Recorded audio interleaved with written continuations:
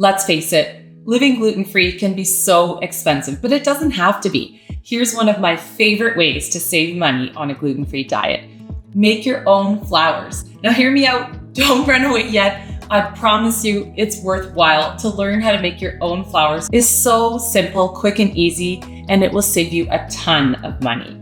Welcome to my channel, everyone. And if you're new here, I hope to earn your subscription today. I've made several videos on how to make different gluten-free flours, and you can check them out here. But today we're going to make flour from millet, which is an ancient grain that's been around for centuries. Millet is a group of small seeded grains that belong to the grass family and are grown as a staple in many parts of the world. Millet is a completely gluten-free grain that's quite inexpensive to buy in organic form. It's easy to find on Amazon and in the international section of your grocery store.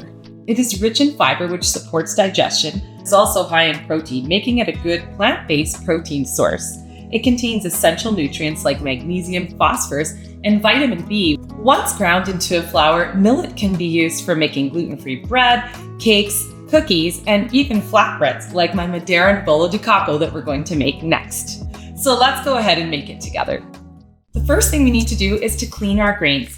Now, I normally wash my grains and then dehydrate them. You can check out how I do that when I make my own sorghum flour or brown rice flour in my video here. However, I'm going to show you the quick and easy way that if you just don't have time to wash, dry, and dehydrate your grains, you can do for any of the flours that I make. So I just take a really good quality microfiber cloth, pour my grains directly out onto this. Just fold it over and give it a wipe. I figure this way I'm getting them a little bit cleaner than they are. I'm taking off any dust or dirt that may be on them. And because I always buy organic grains, I don't have to worry about any pesticides or anything like that. However, if you can't get your hands on some organic millet, I would suggest that you wash up your millet just like I do in this video here for my sorghum flour, and just give it a wash, a dry, and dehydrate it before you do this next step. I like to use my Vitamix blender, but any high-speed blender will work for this. Once you feel like you've got them good and wiped clean, just pour them in your blender. I'm going to turn it on low until it just gets going a little, and then I'm going to slowly increase the speed as high as it'll go while it's still grinding.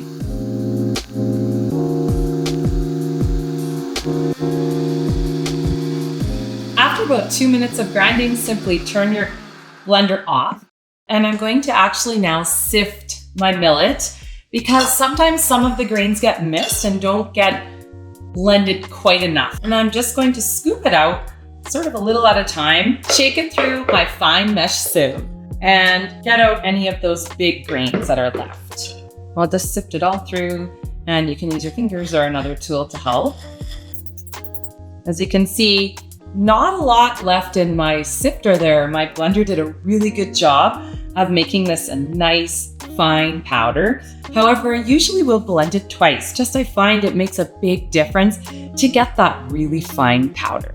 So we're going to sift it all through once and then blend it up again. I usually do this when I'm baking bread. For example, with my Madeiran bolo de caco that I'm going to share next. While my yeast is activating, takes about 5 to 15 minutes. That's when I make my flour. And literally by the time my yeast is ready to go, so is my blended flour. It is so easy and quick. So then once again, I'm just going to sift it for a second time and I'll show you how it looks. Once you've completely sifted all of your flour, I'm not gonna keep you hostage while I do that. Then I just like to grab a jar with a tight sealing lid and I just pour it right on in. And there we have it, some lovely homemade millet flour for you to use in any of your gluten-free baking. And it's nice and fine and powdery, just like it would be if you bought it at the store for a fraction of the cost. And it literally only takes minutes. And I hope you'll join me next, where I'm going to make some Madeiran Portuguese bolo de caco with my freshly made millet flour. I'll see you there. I can't express enough how much I value making my own flour. It saves me so much money and it's a lot easier than it seems. So please give it a try.